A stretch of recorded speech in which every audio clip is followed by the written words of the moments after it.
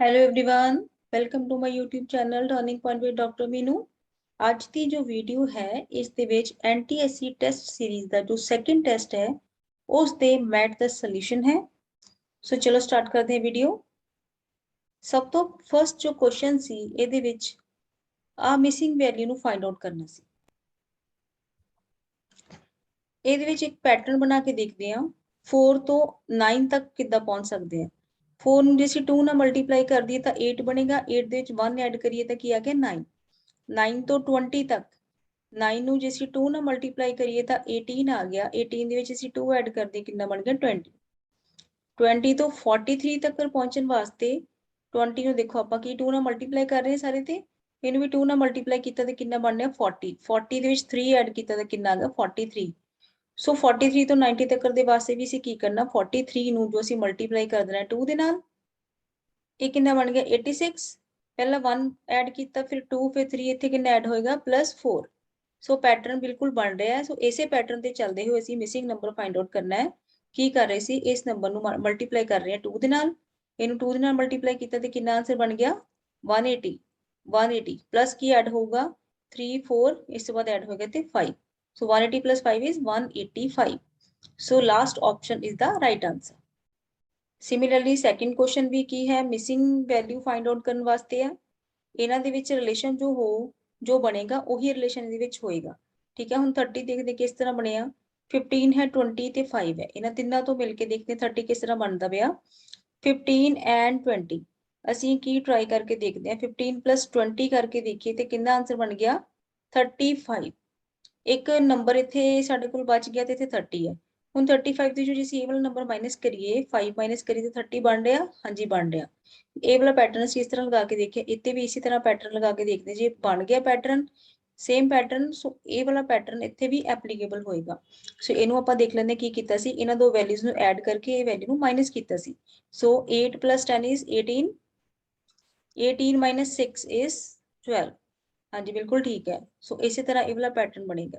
ਇਹਦਾ ਮਤਲਬ ਕੀ ਸੀ, ਇਹਨਾਂ ਦੋਨਾਂ ਨੂੰ ਐਡ ਕਰਕੇ ਮਾਈਨਸ ਕੀ ਕਰਨਾ ਸੀ 10 ਮਾਈਨਸ ਕਰਨਾ। ਠੀਕ ਹੈ, ਇਹਨਾਂ ਦੋਨਾਂ ਨੂੰ ਐਡ ਕੀਤਾ। ਹੁਣ ਆਪਸ਼ਨ ਦੇ ਥਰੂ ਅਸੀਂ ਸੋਲਵ ਕਰ ਲੈਂਦੇ ਆ। ਆਪਸ਼ਨ ਨੰਬਰ 1 ਕੀ ਹੈ 4।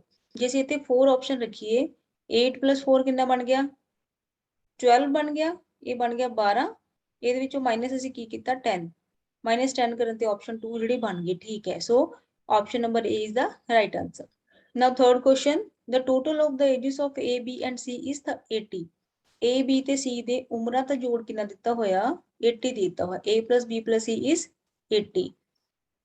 What was the total of their ages 3 years ago? 3 ਸਾਲ ਪਹਿਲਾਂ ਉਹਨਾਂ ਦੀ ਉਮਰਾਂ ਦਾ ਜੋੜ ਕਿੰਨਾ ਹੋਏਗਾ। 3 ਸਾਲ ਪਹਿਲਾਂ ਮਤਲਬ ਤਿੰਨਾਂ ਦੀ ਏਜ ਚੋਂ 3 ਮਾਈਨਸ ਕਰ ਦਿਓ।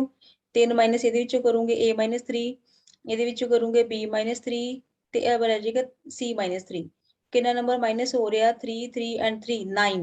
ਇਹਦਾ ਮਤਲਬ ਕੀ ਹੋ ਗਿਆ, ਤੁਸੀਂ 80 ਵਿੱਚੋਂ 9 ਮਾਈਨਸ ਕਰੋਗੇ ਤਾਂ 3 ਸਾਲ ਪਹਿਲਾਂ ਤਿੰਨਾਂ ਦੀ ਉਮਰ ਦਾ ਜੋੜ ਉਨਾ ਹੋਏਗਾ। ਔਰ 80 minus 9 ਕਿੰਨਾ ਹੁੰਦਾ ਹੈ 71। So this is the right option. ਹਾਂਜੀ ਫੋਰਥ ਕੁਐਸਚਨ ਦੇ ਵਿੱਚ ਕੀ ਗਿਵਨ ਹੈ, ਇੱਕ ਐਕਸਪ੍ਰੈਸ਼ਨ ਗਿਵਨ ਹੈ ਤੇ ਸਾਈਨ ਨੂੰ ਕੀ ਕੀਤਾ ਹੋਇਆ ਪਲੱਸ ਦਾ ਮਤਲਬ ਮਾਈਨਸ ਕੀਤਾ ਹੋਇਆ। ਦੇਖੋ ਕੀ ਗਿਵਨ ਹੈ, ਤੁਹਾਡੇ ਕੋਲ ਐਕਸਪ੍ਰੈਸ਼ਨ ਹੈਗੀ ਹੈ 67 plus 45 minus 4 plus 7। ਠੀਕ ਹੈ, ਹੁਣ 67 ਹੈ, ਇਹਨਾਂ ਦੇ ਵਿੱਚ ਇੱਥੇ ਪਲੱਸ ਤੇ ਮਾਈਨਸ ਹੀ ਆ ਰਹੇ। ਇਹਦਾ ਮਤਲਬ ਅਸੀਂ ਦੇਖ ਲੈਂਦੇ ਕਿ ਪਲੱਸ ਨੂੰ ਕਿਹਦੇ ਨਾਲ ਇੰਟਰਚੇਂਜ ਕੀਤਾ ਹੋਇਆ ਤੇ ਮਾਈਨਸ ਨੂੰ ਕਿਸ ਨਾਲ ਇੰਟਰਚੇਂਜ ਕੀਤਾ। ਪਲੱਸ ਦਾ ਮਤਲਬ ਮਾਈਨਸ ਹੈ ਤੇ ਮਾਈਨਸ ਦਾ ਮਤਲਬ ਪਲੱਸ ਹੈ, ਮਤਲਬ ਪਲੱਸ ਤੇ ਮਾਈਨਸ ਨੂੰ ਇੰਟਰਚੇਂਜ ਕੀਤਾ ਤੇ ਪਲੱਸ ਦੀ ਜਗ੍ਹਾ ਤੇ ਕਿੰਨਾ ਬਣ ਗਿਆ ਮਾਈਨਸ ਆ ਗਿਆ ਤੇ ਮਾਈਨਸ ਦੀ ਜਗ੍ਹਾ ਤੇ ਕੀ ਆ ਗਿਆ ਪਲੱਸ ਬਣ ਗਿਆ। ਇੱਥੇ ਆ ਗਿਆ 4, ਇਹ ਬਣ ਗਿਆ -7। ਸੋ ਇਹਦਾ ਆਂਸਰ ਕੀ ਆਏਗਾ ਤੁਹਾਡੇ ਕੋਲ, ਇਹ ਬਣ ਗਿਆ 71 minus 52 and 71 minus 52 is 19. So B option is the right answer. ਹਾਂਜੀ next fifth question, if 0 is to be replaced by 1, 1 replaced by 2। ਇਹਦਾ ਮਤਲਬ ਕੀ ਹੋ ਰਿਹਾ 0 ਦਾ ਕੀ ਬਣਦਾ ਪਿਆ 1, 1 ਦਾ ਕੀ ਬਣ ਰਿਹਾ 2, 2 is replaced by 3। ਮਤਲਬ ਇੱਕ ਇੱਕ ਡਿਜਿਟ ਇਨਕਰੀਜ਼ ਹੋ ਰਿਹਾ 3 4, 4 ਦਾ 5 ਬਣ ਰਿਹਾ, 5 ਦਾ 6 ਬਣ ਰਿਹਾ, 6 ਦਾ 7, 7 is replaced by 8, 8 9 ਫਿਰ 9 ਫਿਰ ਤੋਂ 0 ਆ ਗਿਆ। ਜੇ ਇਸ ਤਰ੍ਹਾਂ ਇੱਕ ਇੱਕ ਡਿਜਿਟ ਇਨਕਰੀਜ਼ ਹੋ ਰਿਹਾ ਤਾਂ ਇਹਨਾਂ ਨੇ ਕੀ ਪੁੱਛਿਆ, ਇਹਦੀ ਵੈਲਿਊ ਅਸੀਂ ਫਾਈਂਡ ਆਊਟ ਕਰਨੀ ਹੈ। ਕਿਹਦੀ ਵੈਲਿਊ ਅਸੀਂ ਫਾਈਂਡ ਆਊਟ ਕਰਨੀ ਹੈ, ਇਹ ਹੈ 78 minus 12 minus 13 and minus 14। ਇੱਕ ਇੱਕ ਡਿਜਿਟ ਜੇ ਅੱਗੇ ਅੱਗੇ ਕਰ ਰਹੇ ਸੀ ਤੇ 7 ਦਾ ਕੀ ਬਣਨਾ 8, 8 ਦਾ ਬਣ ਗਿਆ 9 ਮਾਈਨਸ 1 ਦਾ 2, 2 ਦਾ 3 1 ਦਾ 2, 3 ਦਾ 4, 1 ਦਾ ਆਏਗਾ 2, 4 ਦਾ ਬਣੇਗਾ 5। ਸੋ ਸਾਡੇ ਕੋਲ ਇਹ ਵਾਲੇ ਨੰਬਰ ਬਚ ਗਏ। ਹੁਣ ਇਹ ਵਾਲੇ ਨੰਬਰ ਨੂੰ ਤੁਸੀਂ ਜਦੋਂ ਸਭ ਨੂੰ ਸੋਲਵ ਕਰੋਗੇ, ਸੋਲਵ ਕਰਨ ਤੋਂ ਬਾਅਦ ਆਨਸਰ ਕਿੰਨਾ ਆਏਗਾ ਤੁਹਾਡਾ 17। ਐਕਸਪ੍ਰੈਸ਼ਨ ਨੂੰ ਸੋਲਵ ਕਰੋ ਤੇ 17 ਆਨਸਰ ਆਏਗਾ। ਨੈਕਸਟ ਕੁਐਸਚਨ ਹੈ which alphabet is 6 to the right of 19 from the right। ਹੁਣ ਇਹਦੇ ਵਿੱਚ ਕੀ ਹੈ ਅਲਫਾਬੈਟਿਕਲੀ, ਇਹਦੇ ਵਿੱਚ A B C ਤੁਸੀਂ ਆਪਣੇ ਇੱਥੇ ਲਿਖ ਸਕਦੇ ਹੋ। ਹਾਂਜੀ A to Z ਦੀ ਗੱਲ ਕੀਤੀ, ਅਲਫਾਬੈਟ ਦੀ ਗੱਲ ਕਰ ਰਹੇ ਸੀ, A to Z ਲਿਖ ਲਿਆ। ਹੁਣ which alphabet is 6 to the right of 19 from the right, right ਦੀ ਗੱਲ ਕਰ ਰਹੇ ਆ। ਹੁਣ ਜਿੱਦਾਂ ਦੇਖੋ ਇਹ ਸਾਡੇ ਕੋਲ ਇੱਕ ਲਾਈਨ ਹੈ, A ਸਟਾਰਟਿੰਗ A ਇਧਰੋਂ ਹੋ ਰਿਹਾ, Z ਇਸ ਸਾਈਡ ਤੋਂ ਹੋ ਰਿਹਾ। ਸੋ ਰਾਈਟ ਸਾਈਡ ਕਿਹੜੀ ਬਣਦੀ ਪਈ ਹੈ Z ਵਾਲੀ, ਮਤਲਬ ਕਿ ਅਸੀਂ ਪਿੱਛੇ ਤੋਂ ਸਟਾਰਟ ਕਰਨਾ ਹੈ। ਠੀਕ ਹੈ 6 to the right of 19 from the right, ਇਹਦਾ ਮਤਲਬ ਅਸੀਂ 19th ਦੇਖਣਾ from the right, ਰਾਈਟ ਕੀ ਹੈ Z ਤੋਂ ਦੇਖਣਾ ਸਟਾਰਟ ਕਰਨਾ 19th ਨੰਬਰ। ਸੋ ਕਾਊਂਟ ਕਰ ਲਓ। ਸੋ ਰਾਈਟ ਤੋਂ ਜੋ 19th ਐਲਫਾਬੈਟ ਹੈ ਉਹ ਕਿਹੜਾ ਬਣ ਰਿਹਾ H ਬਣ ਗਿਆ। ਹੁਣ ਫਰਦਰ H ਦਾ ਰਾਈਟ ਕੀ ਹੈ A ਸਾਈਡ, H ਦਾ ਲੈਫਟ ਕੀ ਹੈ A ਸਾਈਡ, ਇਹ ਦੋਨੋਂ ਕੀ ਹੈਗੇ ਰਾਈਟ ਐਂਡ ਲੈਫਟ। ਹੁਣ ਕੀ ਪੁੱਛਿਆ ਹੋਇਆ 6 to the right of 19 from the right, ਮਤਲਬ ਕਿ ਜਿਹੜਾ ਸਾਡੇ ਕੋਲ 19th ਆ ਗਿਆ ਰਾਈਟ ਤੋਂ, ਉਹਦਾ ਫਿਰ ਰਾਈਟ 6 ਦੇਖਣਾ। ਇਹਦਾ ਰਾਈਟ ਕਿਸ ਸਾਈਡ ਤੇ ਮੂਵ ਕਰੇਗਾ ਇਸ ਸਾਈਡ ਤੋਂ। 6 ਕਾਊਂਟ ਕਰ ਲਓ 1 2 3 4 5 ਐਂਡ 6। 6 ਤੇ ਕਿਹੜੀ ਆਪਸ਼ਨ ਆ ਗਈ N ਆਪਸ਼ਨ ਆ ਗਈ। 17th, if first and third, second and fourth, fifth and seventh, sixth and eighth letters of the word, ਇੱਕ word ਦਿੱਤਾ ਤੇ letters interchange ਕਰਤਾ, then which alphabet will be second from right। okay interchange ਕੀਤਾ ਹੋਇਆ first ਨੂੰ ਤੇ third ਨੂੰ ਕੀਤਾ ਹੋਇਆ, ਇਹਦਾ ਮਤਲਬ ਪਹਿਲਾ ਕੀ ਬਣ ਜਾਏਗਾ E, ਉਸ ਤੋਂ ਬਾਅਦ third ਕੀ ਬਣ ਜਾਏਗਾ P, ਫਿਰ ਕੀ ਕੀਤਾ ਹੋਇਆ second ਤੇ fourth A ਵਾਲਾ ਆ ਜਾਏਗਾ A ਤੇ L ਚਲਾ ਜਾਏਗਾ ਇਸ ਸਾਈਡ ਤੇ, ਇਹ ਹੋ ਗਿਆ। ਉਸ ਤੋਂ ਬਾਅਦ S ਤੇ R ਨੂੰ ਇੰਟਰਚੇਂਜ ਕੀਤਾ ਹੋਇਆ, ਇੱਥੇ ਬਣ ਗਿਆ R, ਇੱਥੇ ਰਿਹਾ S, ਇਹਨਾਂ ਦੋਨਾਂ ਨੂੰ ਇੰਟਰਚੇਂਜ ਕੀਤਾ ਹੋਇਆ ਤਾਂ E ਇਸ ਸਾਈਡ ਤੇ ਆ ਜਾਏਗਾ ਤੇ U ਇੱਧਰ ਬਣ ਜਾਏਗਾ। ਹੁਣ ਆਹ ਵਾਲੀ ਚੀਜ਼ ਹੋ ਜਾਏਗੀ ਇੰਟਰਚੇਂਜ ਕਰਨ ਤੋਂ ਬਾਅਦ। ਹੁਣ ਕੀ ਪੁੱਛਿਆ ਹੋਇਆ which alphabet will be second from the right, right ਇਹ ਸਾਈਡ ਹੈ, ਰਾਈਟ ਤੋਂ ਸੈਕਿੰਡ ਕਿਹੜਾ ਅਲਫਾਬੈਟ ਹੈ S। ਸੋ S ਜਿਹੜੀ ਹੈਗੀ ਸੀ ਉਹ ਰਾਈਟ ਆਂਸਰ ਹੈ।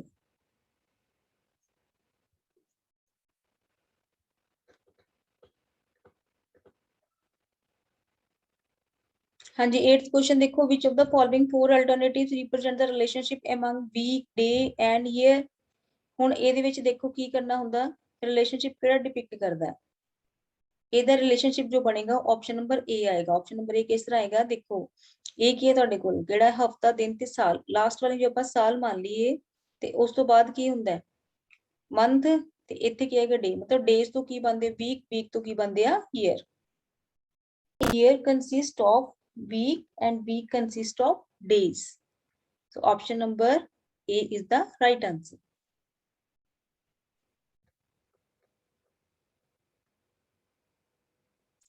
ਹਾਂਜੀ ਨੈਕਸਟ ਵੀ ਸੇਮ ਹੈ, ਸੇਮ ਟਾਈਪ ਦਾ ਕੁਐਸਚਨ। ਇਹਦੇ ਵਿੱਚ ਵੀ ਆਪਾਂ ਰਿਲੇਸ਼ਨਸ਼ਿਪ ਦੱਸਣਾ ਕਿ ਇਹਦਾ ਕਲਰ ਰੈਡ ਐਂਡ ਬਲੂ ਦੋਨੋਂ ਕੀ ਹੈ ਕਲਰ ਦੀ ਟਾਈਪ ਹੈ। so red and green both belong to the group of colors but they both are entirely different, so option number B is the right answer।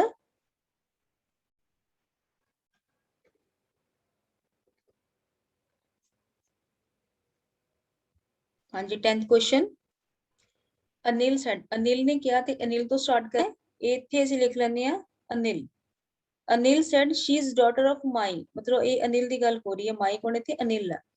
Anil grandfather's only child, grandfather ਹੈ ਉੱਪਰ ਵਾਲੀ generation ਹੈ ਤੇ ਅਸੀਂ ਇੱਥੇ ਲਿਖਾਂਗੇ grandfather, grandfather's only child, grandfather ਦਾ only child ਮੇਲ ਹੋਵੇ ਚਾਹੇ ਫੀਮੇਲ ਹੋਵੇ, only child ਕਿੱਥੇ ਆ ਇੱਥੇ ਆਏਗਾ only child, only child ਤੇ ਇਹਦੀ ਡਾਟਰ ਕੌਣ ਹੋ ਗਈ ਰੀਆ। ਸੋ grandfather ਦਾ ਇੱਕੋ ਇੱਕ ਚਾਈਲਡ ਹੈ, ਉਹਦੀ ਬੇਟੀ ਕੌਣ ਹੈ ਰੀਆ। ਸੋ ਰੀਆ ਦੇ ਗ੍ਰੈਂਡਫਾਦਰ ਤੇ ਅਨਿਲ ਦੇ ਗ੍ਰੈਂਡਫਾਦਰ ਕੋਣ ਸੇਮ ਆ ਤੇ ਆਪਸ ਦੇ ਵਿੱਚ ਇਹ ਦੋਨੋਂ ਕੀ ਹੋ ਗਏ ਬ੍ਰਦਰ ਐਂਡ ਸਿਸਟਰ। ਸੋ ਕੀ ਪੁੱਛਿਆ how is Ria related to Anil, Ria Anil ਦੇ ਨਾਲ ਕਿੱਦਾਂ ਰਿਲੇਟਡ ਹੈ, ਰੀਆ ਕੀ ਲੱਗੀ ਉਹਦੀ ਸਿਸਟਰ ਲੱਗੀ ਅਨਿਲ ਦੀ। ਸੋ ਆਪਸ਼ਨ ਨੰਬਰ ਬੀ ਦਾ ਰਾਈਟ ਆਂਸਰ। ਮੈਨ ਦਾ ਸਨ, ਵਿਮਲ ਦਾ ਸਨ, मैन द सन, विमल द सन, ये कौन लग रहे इन्हां दे अंकल। पार्क विच पंजाबी विच देख लो, पार्क विच एक आदमी वाल इशारा करदे विमल ने कहा, विमल ने इस मैन वाल इशारा करदे हुए की कहा कि इहदा जो पुत्र है वो विमल दे पुत्र दा की लग्या, चाचा लग्या।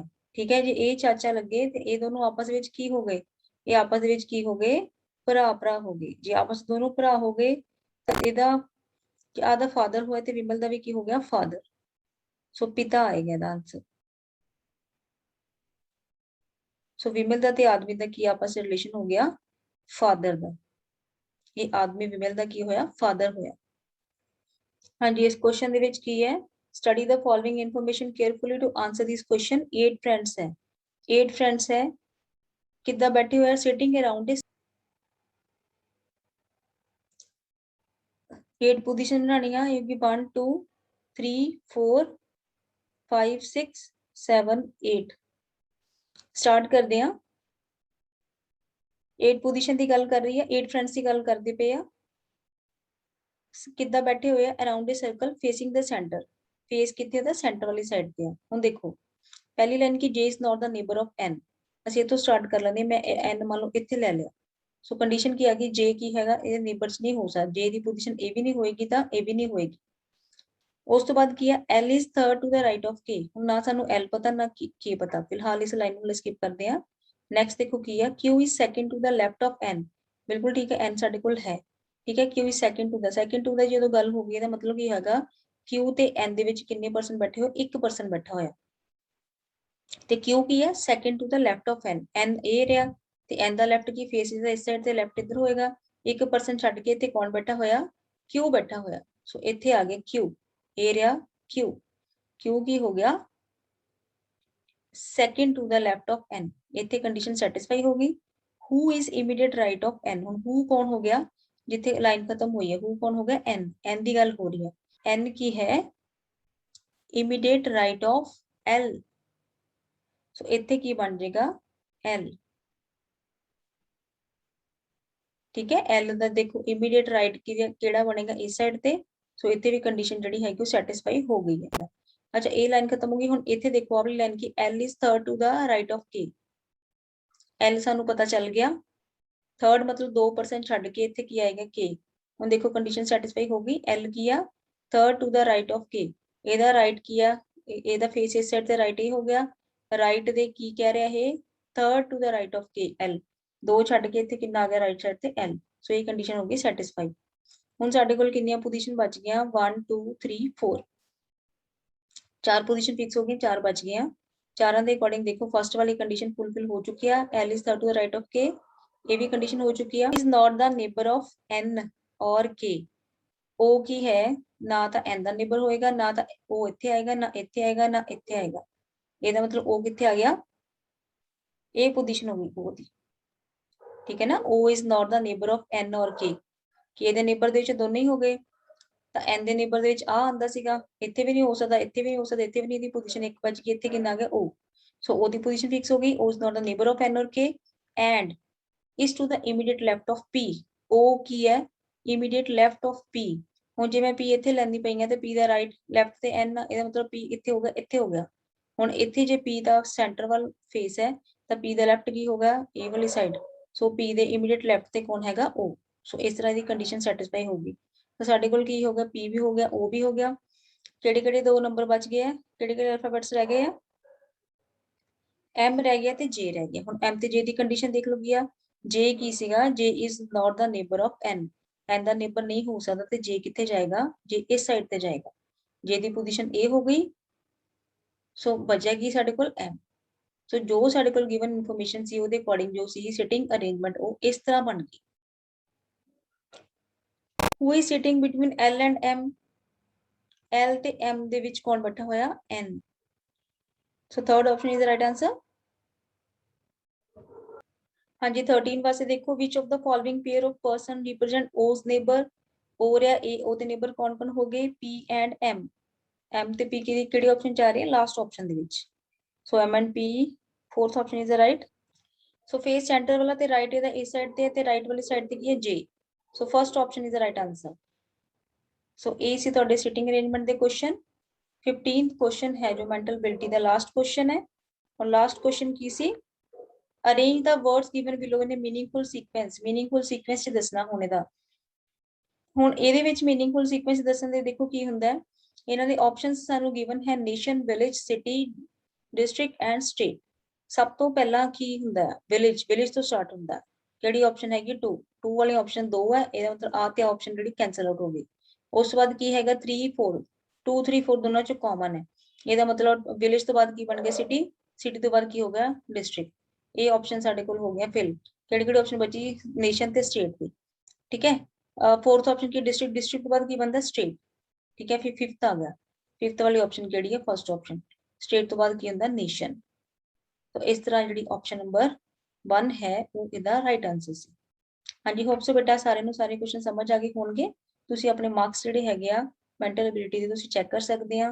ਬੇਟਾ ਚੈਨਲ ਤੇ ਨਵੇਂ ਆ ਤੇ ਚੈਨਲ ਨੂੰ ਸਬਸਕ੍ਰਾਈਬ ਕਰਨਾ ਨਾ। So thank you so much for watching the video.